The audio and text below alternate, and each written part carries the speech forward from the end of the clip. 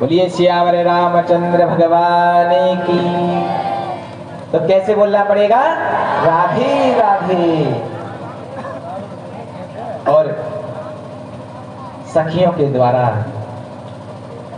जानकी की जो समाधि लगी हुई थी उसको छुड़ाया गया। सखी अब तो काफी देर हो गई, अब हम पूजा कर लेते हैं, फिर चलते हैं, स्वयंवर भी है। और सखियों के द्वारा हट जा यार, माता गौरी की पूजा करके और अपने महलों में चले गए। इधर पूजा के फूल लेकर के राम जी और लक्ष्मण जी विश्वामित्र जी के पास गए और विश्वामित्र जी को सारी बात बताई। ऐसे ऐसे मैंने जनक नंदिनी को देखा था और ऐसा मुझे कभी ऐसा वो नहीं हुआ, मेरी शरीर में पता नहीं क्या हुआ कि मैं उनको देखता रह गया।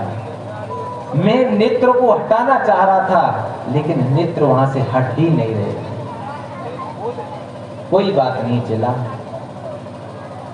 स्वयंवर रचा।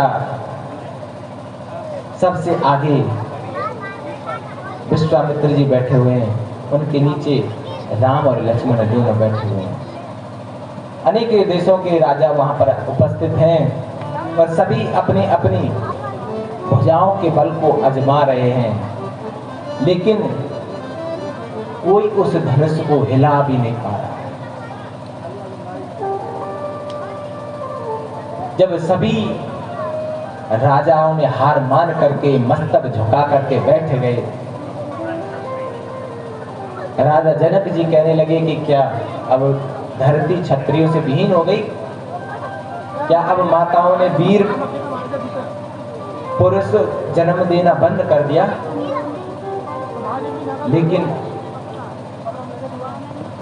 लक्ष्मण जी को ये बात सहन नहीं हुई, क्रोध हो गए और कहने लगे जहां पर रघुकुल नंदन राम जी बैठे हुए हो वहां ये बात अनुचित है, कोई कहने का साहस भी नहीं कर सकता, और आपने ये कैसे कह दिया? और मेरे होते हुए तो मैं तो सुन नहीं सकता। अगर मेरे प्रभु अगर मुझे आदेश दें तो ये धनुष क्या, मैं तो पूरे ब्रह्मांड को गेंद की तरह हवा में फेंक दूंगा। ये धनुष है क्या? ऐसे धनुष हमने कितने, जब हम छोटे छोटे थे कितने तोड़ दिए। मेरे प्रभु मुझे आदेश दें तो क्षण भर में इसको भंग कर दूंगा, इसको तोड़ दूंगा। राम जी बड़े प्यार से कह रहे हैं, गुरुजी ये छोटा भाई तो मुझसे भी ज्यादा लालायित है शादी के लिए। मेरी वाली को ये ले जाएगा तो मेरा तो फिर आना वैसे ही रहा, बुलाओ ना इन्हें। गुरुजी कह रहे हैं कि छोटे चेला आ जाओ बेटा, बैठ जाओ, ज्यादा क्रोधित नहीं होते हैं। और विश्वामित्र जी के आदेश से मेरे राम जी विश्वामित्र जी को नमस्कार करके प्रणाम करके उसकी परिक्रमा करके माता नैना कह रही है कि देखो कितने मजाक कर रहे हैं ये छोटे छोटे कुमार, कोमल इनका शरीर, जो कितने तगड़े तगड़े बलशाली इस धनुष को हिला भी ना पाए तो ये क्या उठाएंगे। माता जानकी जी कह रही हैं, हे माता गौरी, हे गणेशी भगवान, हे मेरी रिद्धि सिद्धि, हे मेरे विष्णु भगवान, सबरे देवी देवता याद कर लिए। अगर मैंने आज तक तुम्हारी सच्ची भक्ति की है तो इसे भूल से भी नाजुक कर दो। जो इसका भार है वो इन राजाओं के मस्तिष्क पर रख दो और इसे बिल्कुल फूल की तरह कोमल कर दो। इसे इसका जो भार है उसको हटा दो इसमें से। और मेरे गोविंद ने, मेरे राम जी ने उसे एक हाथ से उठाया और जैसे पलक झपकते हैं इतना पलक झपका लोगों ने, इतने में तो धनुष को भंजन कर दिया। और जैसे ही धनुष टूटा तो बिजलियां तड़कने लगी,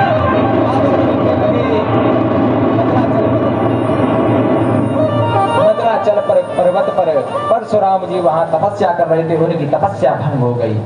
क्रोधित होते हुए भागे भागे चले आए। ये धनुष किसने तोड़ा? लक्ष्मण जी क्रोधित हो गए। क्या हुआ? धनुष ही तो टूटा है, ऐसे हमने जब कितने धनुष तोड़ दिए, इसको मामूली धनुष समझ रहे हो क्या? तो इसमें खासी क्या है, पुराना तो था, ये हमारे भगवान शंकर का धनुष था। किसी का भी हो धनुष धनुष होता है, जब तोड़ने की शर्त रखी थी तो हमने तोड़ दिया। राम जी बड़े प्रेम से कह रहे हैं, हे गुरु जी, ये इन्होंने नहीं तोड़ा, ये इस दास का काम है। राम जी एकदम ठंडे स्वर से बोल रहे हैं और लक्ष्मण जी एकदम वीर रस से बोल रहे हैं।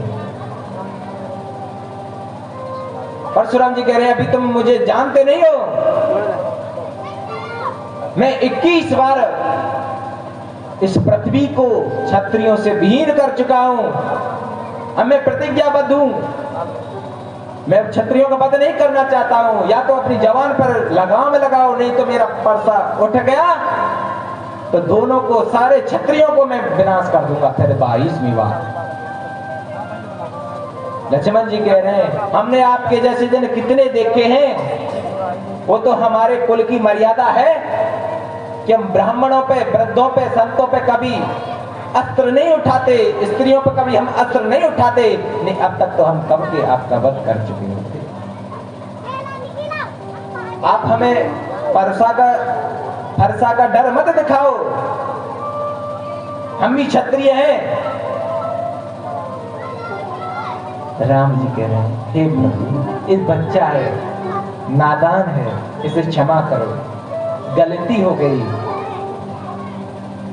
परशुराम जी कह रहे हैं, मुझे पागल समझा है क्या?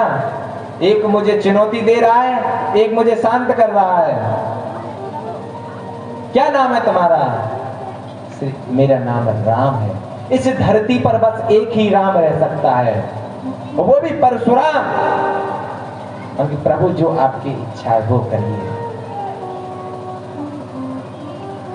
उन्होंने परसा उठाने की खूब कोशिश की, लेकिन उन्होंने परसे को उठा नहीं पाए। और परशुराम जी भगवान ने अपना धनुष दिया और कहा, इस पर आप प्रत्यंचा चढ़ाओ। मेरे राम जी ने उस पर प्रत्यंचा चढ़ाई और कहा, इसको दक्षिण की दिशा में छोड़ दो। मेरा जो अभिमान है, जो मैंने तपस्या की है, उसका वध कर दो, उसे समाप्त कर दो। क्योंकि मैं मन की गति से आता जाता हूं, अगर ये मेरी समाप्त हो गई, मैंने जब से इस पृथ्वी को दान किया है तब से मैं इस पृथ्वी पर चैन नहीं करता हूं। और सखी जानकी माता जी को लेकर के आ रही, माला लेकर के, जय रघुनंदन जनक किशोरी, जय रघुनंदन जनक किशोरी, सीता राम मनोहर जोड़ी, सीता राम मनोहर जोड़ी। कहते हैं, जय रघुनंदन जनक किशोरी, सीता राम मनोहर जोड़ी। सीता जी और राम जी की जोड़ी बड़ी अलौकिक लग रही है, दिव्य लग रही है। और माता जानकी जी ने श्री राम जी के गले में वरमाला डाली और राम जी ने माता जानकी जी के गले में वरमाला डाली और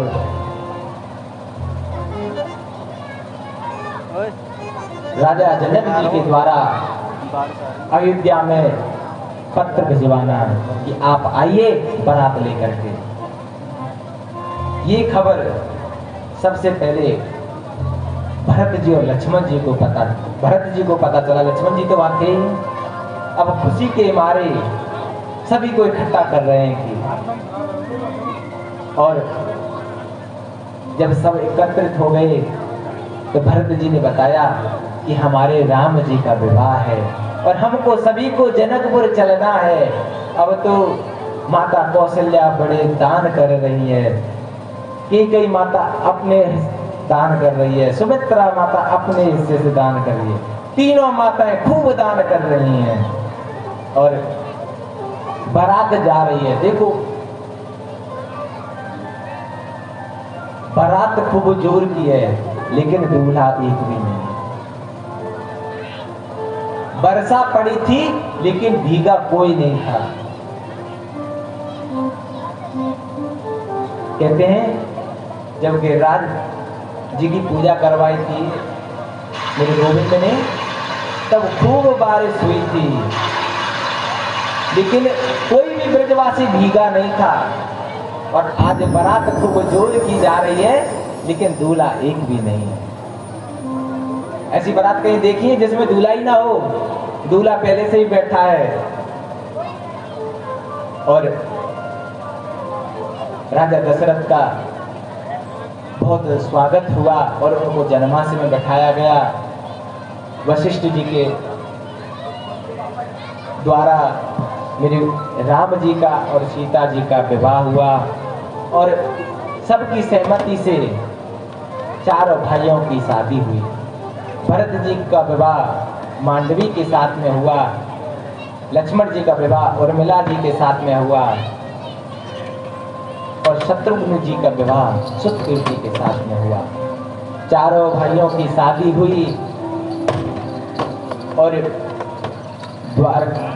अयोध्या में आए। अयोध्या में उनका खूब स्वागत हुआ। माता कैकेयी के द्वारा श्री राम जी को 14 वर्ष के लिए वनवास के लिए भेजना और अपने पुत्र भरत को राजगद्दी मांगना। दशरथ जी ने खूब मना किया, ये देवी उसका अपराध क्या है, उसे इतना कष्ट क्यों दे रही है, उन्हें इतनी बड़ी सजा क्यों दे रही है, उसका एक बार अपराध तो बताओ। कुछ नहीं जानती मैं, उनको वनवास जाना है तो जाना ही है। अगर आप अपना वचन तोड़ते हो तो तोड़ दो, लेकिन ये वचन ऐसे कैसे रहेंगे। रघुकुल रीत सदा चल आई, रघुकुल रीत सदा चल आई, प्राण जाए पर वचन न जाए, अरे प्राण जाए पर वचन न जाए। कहते हैं दशरथ जी महाराज, प्राण भले ही चले जाएं लेकिन रघुकुल की जो रीत है वो नहीं बदलेगी, वचन नहीं जाएगा। और दोनों भाई माता सीता जी के साथ में वन को चले गए और इधर राम जी के वियोग को दशरथ जी सहन नहीं कर पाए। राम राम कहीं राम कहे और राम राम कहीं राम, तन पर श्री रघुवर गयो सुधाम। दशरथ जी महाराज राम राम रटते रटते अपने प्राणों का त्याग कर दिया। उनसे मेरे गोविंद का, मेरे राम जी का वियोग सहन नहीं हो पाया। और चित्रकूट से होते हुए पंचवटी पर पहुंचे और वहां पर एक कुटिया बनाई। वहां पर रावण आया और माता जानकी जी को ले गया। मेरे राम जी वन वन भटक रहे हैं सीता जी को खोजते हुए। जटायु के द्वारा पता चला कि माता जानकी जी को रावण ले गया। हनुमान जी के द्वारा खोज लगाना, समुद्र लांग करके लंका में जाना और लंका का दहन करना, एक एक करके सभी राक्षसों का वध करना और आखिरी में मेरे राम जी के द्वारा रावण का वध करना और माता जानकी जी की अग्नि परीक्षा के बाद में श्री राम जी, लक्ष्मण जी, विभीषण जी, हनुमान के सभी पुष्पक विमान में बैठ करके अयोध्या को आए और अयोध्या में आते ही अयोध्या की भूमि को मेरे राम जी ने प्रणाम किया और कहते हैं, जननी जन्म भूमश्च स्वर्गादपि गरी। कहते हैं जहां हमारा जन्म होता है, जो हमारी जन्मभूमि होती है, वह जगह स्वर्ग से भी ऊपर होती है। स्वर्गादपि गरी ऐसी, उसकी बराबरी स्वर्ग इत्यादि भी नहीं कर सकते हैं। और राम जी का राज्याभिषेक हुआ और राम जी के द्वारा पूरी प्रजा का पुत्रवत पालन पोषण करना और अंत में अपने सभी भक्तों को साथ में लेकर के गोलोक धाम को चले गए। कहते हैं कि सुखदेव जी महाराज कह रहे हैं, हे राजन, ये तो हुआ सूर्यवंश, अब हम चंद्रवंश में चलते हैं जहां मेरे गोविंद का प्रादुर्भाव हुआ था। अथात सूयताम राजन वंश सोमस्य पावन यस्मिन् नीलादयो भूपा कीर्त्यन्ते पुनि कीर्तना। कहते हैं, मैं आपको अब सूर्यवंश तो सुना चुका हूं, अब चंद्रवंश सुना रहा हूं। नारायण के पुत्र ब्रह्मा हुए, ब्रह्मा जी के पुत्र अत्रि, अत्रि जी के पुत्र चंद्रमा हुए, चंद्रमा जी के पुत्र बुध और बुध के पुत्र पुरुरवा हुए और पुरुरवा के ही वंश में आगे चल करके जमदग्नि जी हुए, जमदग्नि जी के ही पुत्र परशुराम जी हुए, जिन्होंने अपने पिता के कहने पर अपनी माता और अपने भाइयों का वध कर दिया था और अपने पिता से उनको पुनः दोबारा जीवित करवा लिया था और सहस्त्रार्जुन के द्वारा जमदग्नि की मृत्यु और परशुराम जी के द्वारा क्षत्रियों को 21 बार पृथ्वी से विहीन करना और सत्यवती के पुत्र गादी हुए, गादी के ही वंश में आगे चल करके विश्वामित्र जी हुए।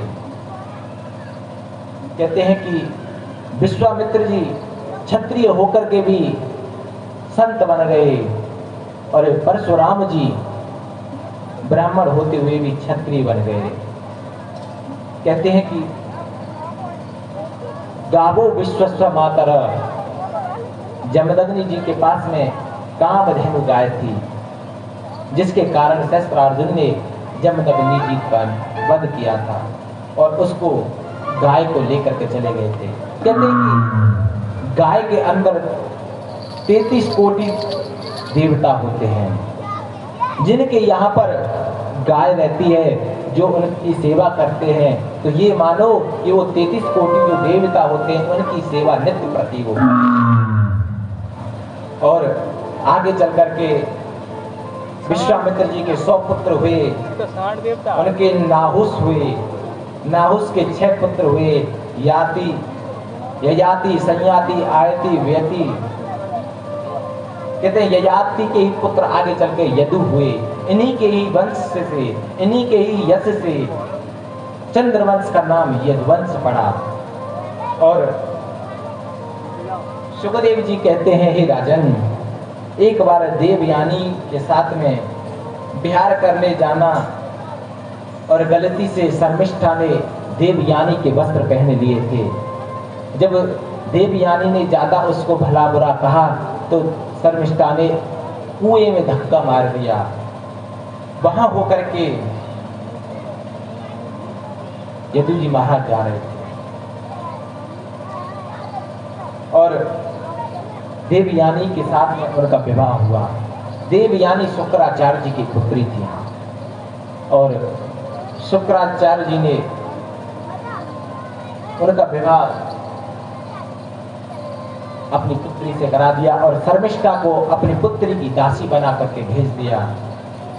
और यदु चातर्वसूं चैव देवयानी व्यसादता द्रुह्यं चानुजपुरुं च सतविष्टावासपार्षिणी।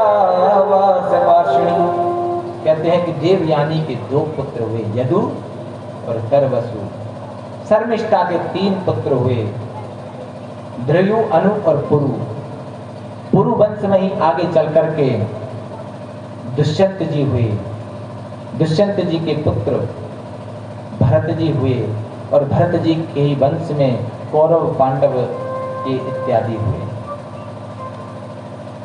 और आगे चल करके देवमीड़ राजा हुए। उनके कारण पुरु वंश में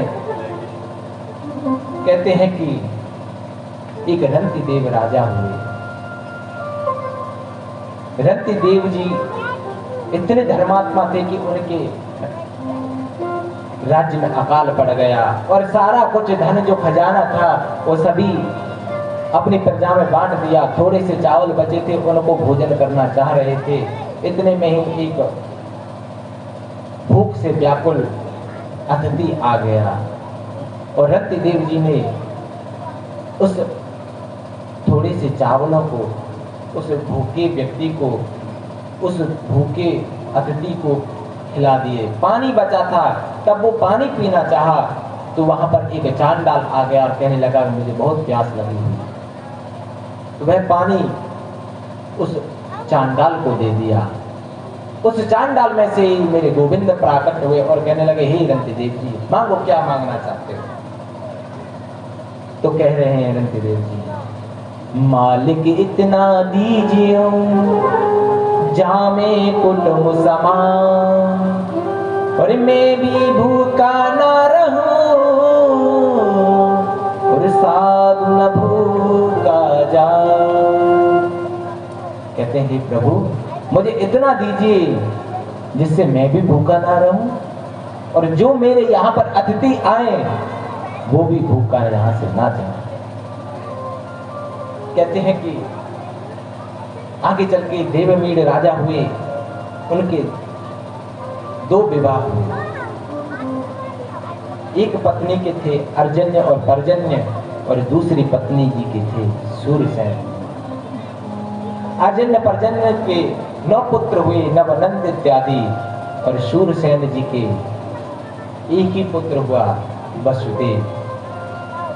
वसुदेव जी की 7 पत्नियां थीं।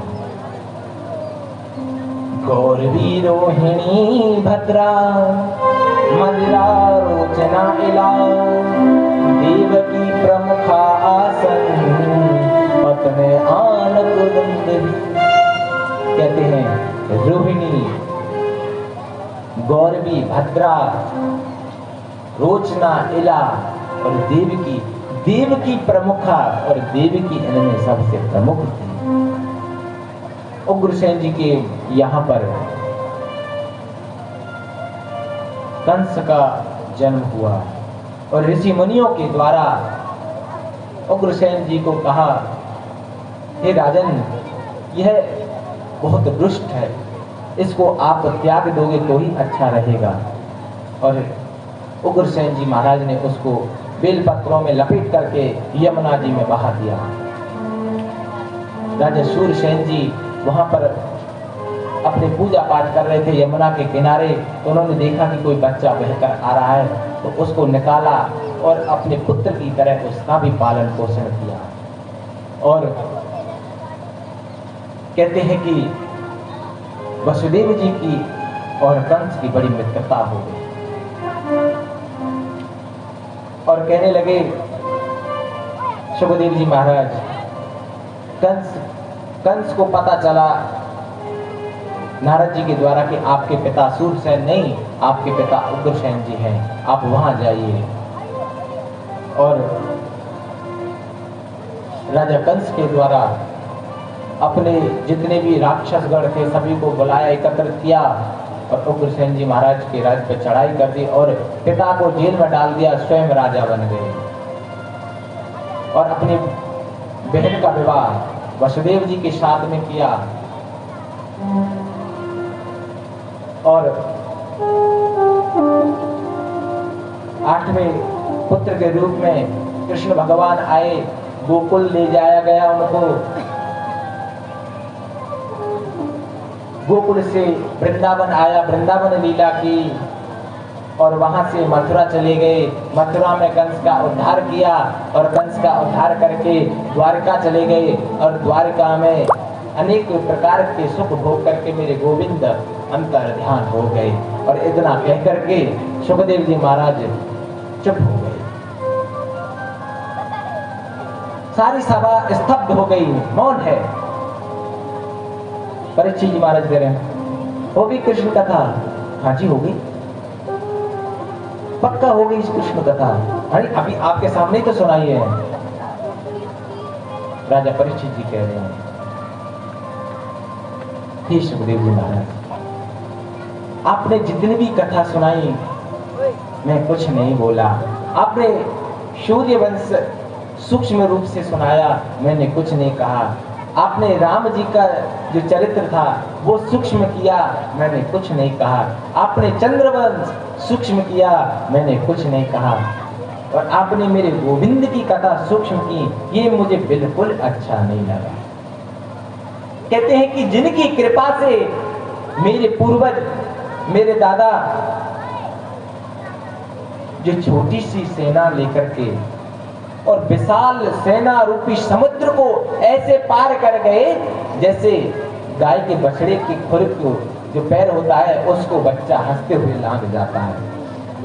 उनकी कथा मैं सूक्ष्म नहीं सुन सकता हूं, आप विस्तार से बताइए।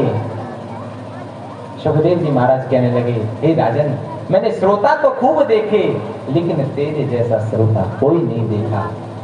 तो आप आज आपको 4 दिन हो गए, आप कुछ ग्रहण कर लीजिए, आप कुछ भोजन कर लीजिए, जलपान कर लीजिए। सुखदेव जी महाराज कह रहे हैं, लेकिन राजा परीक्षित क्या जवाब दे रहा है? हे सुखदेव जी महाराज, जिसको अमृत पीने के लिए मिल रहा हो वो पानी क्यों पिएगा? जिसको रसगुल्ले मिल रहे हो, जिसको रसगुल्ले मिल रहे हो खाने को, तो गुड़ से अपना मुंह चिपकाना करेगा? नहीं करेगा। जहां जिसको रसगुल्ले मिल रहे हो रसगुल्ले खाएगा, ना कि गुड़। कोई भी खाना पसंद नहीं करेगा। मैं ये नहीं कह रहा हूं अभिमान के साथ में कि मैंने भूख को जीत लिया, कि मैंने प्यास को जीत लिया। हे सुखदेव जी महाराज, आप सुना रहे हैं मेरे गोविंद की वचनामृत और मैं उस अमृत का पान कर रहा हूं। मुझे भूख नहीं लग रही है, मुझे प्यास नहीं लग रही है। आप तो मेरे गोविंद के कथा को विस्तार से बताइए, उन्होंने क्या किया क्या नहीं। तो सुखदेव जी महाराज कह रहे हैं, अब आप इतना आग्रह कर रहे हो, अवश्य आपको विस्तार से सुनाऊंगा। और कहते हैं कि वसुदेव जी शादी के लिए मथुरा आए और कंस जी ने खूब अच्छे से विवाह किया अपनी बहन देवकी का, खूब दहेज दिया और खुद सारथी बन करके रथ चला करके अपनी बहन को विदा करने के लिए जा रहा। और रास्ते में आकाशवाणी होती है, एक अंश, एक अंश, एक अंश, तू जिसको जिसको जिसको बड़ी प्रसन्नता से विदा करने जा रहा ना, उसका मेरा काल होगा। इतना सुनते ही कंस की आंखें लाल हो गईं, वह क्रोध में आ गया और रथ से नीचे उतरा और अपनी बहन देवकी के केस पकड़ करके और रथ से नीचे और उसको मारने के लिए लालायित हो गया। वसुदेव जी कह रहे हैं कि हे कंस, ये आपका अपमान होगा कि आप इतने वीर योद्धा होकर के एक अबला स्त्री पर प्रहार कर रहे हैं। आपको जो कष्ट है, जो दुख है, जो भय है, जो डर है, वो देवकी से तो नहीं है, उसके पुत्र से ही तो है। हट जा यार। जितने भी पुत्र होंगे मैं स्वयं अपने आप आपको ला करके दूंगा, लेकिन देवकी को मत मारो। कंस कहने लगा, मैं विश्वास नहीं करूंगा आपको मेरे यहाँ पर बंदी बनकर। कंस के मन में दया आ गई और कहने लगा कि मुझे भय, मुझे डर, मुझे खतरा 8वें से है, पहले से थोड़ी नहीं है। नारद जी आ गए वहां। कहते हैं कि एक नारद जी ऐसे देवदूत थे जिनका देवता भी स्वागत करते थे और राक्षस भी स्वागत करते थे। कंस कहने लगा, हे देवर्षि नारद, आप पधारे, कहिए क्या आदेश है हमारे लिए। कहने लगे, हे राजन, क्या पता, विष्णु की माया का कोई पता नहीं है कि 8वां कब पहला हो जाए, पहला कब 8वां हो जाए, क्या पता। सही कह रहे हो। और नारद जी के कहने से कंस ने कीर्तिमान को मार उसका वध कर दिया। एक एक करके 6 पुत्रों को मार दिया कंस ने। अब 7वें पुत्र के रूप में मेरे बलराम जी आ रहे हैं। मेरे गोविंद के द्वारा योग माया को आदेश देना कि आप सप्तम गर्भ को, बलराम जी को आप गर्भ परिवर्तित कर दीजिए। माता देवकी के गर्भ को ले जा करके रोहिणी के गर्भ में स्थापित कर दीजिए। योग माया के द्वारा देवकी का सप्तम गर्भ माता रोहिणी के गर्भ में चला गया। कंस के पूछने पर सैनिकों ने कहा कि सप्तम गर्भ का क्या हुआ। कहने लगे, हे राजन, वो तो अपने आप ही स्वतः नष्ट हो गया। कंस कहने लगा, चलो ये भी अच्छा हुआ कि नहीं तो मुझे हत्या करनी पड़ती। सप्तम गर्भ अपने आप ही नष्ट हो गया। अब 8वें गर्भ में मेरे गोविंद आ रहे हैं। कहते हैं कि एक बार गर्भ जी रोते रोते हुए गए और कहने लगे, हे प्रभु, आपने मुझे बनाया ही क्यों? क्या हुआ? कहते हैं कि कोई ऋषि महात्मा, कोई विद्वान ब्राह्मण, कोई भी हो, अगर थोड़ा सा भी उनको बोलने का अवसर प्राप्त हो, वो सबसे पहले यही कहते हैं कि हे प्राणियों, आप ऐसा कर्म करो जिससे आपको गर्भ में नहीं आना पड़े। जब मैं इतना ही बुरा हूं तो मुझे बनाया ही क्यों था? मेरे गोविंद कहने लगे, हे गर्भ जी, आप परेशान मत होइए, आप रोना बंद करिए। मैं जब माता देवकी के गर्भ में आऊंगा तो देवता भी आपकी स्तुति करने आएंगे। और सभी देवी देवता मेरे गोविंद जब गर्भ में आए तो उसकी स्तुति करने के लिए आए। इस स्तुति का नाम है गर्भ स्तुति। इसमें मेरे गोविंद की स्तुति नहीं हो रही है, गर्भ की स्तुति हो रही है। उस गर्भ को इतनी महत्ता मेरे गोविंद ने आकर के दे दी और स्वागत कर रहे हैं देवता। स्वागतम कृष्ण, स्वागतम कृष्ण,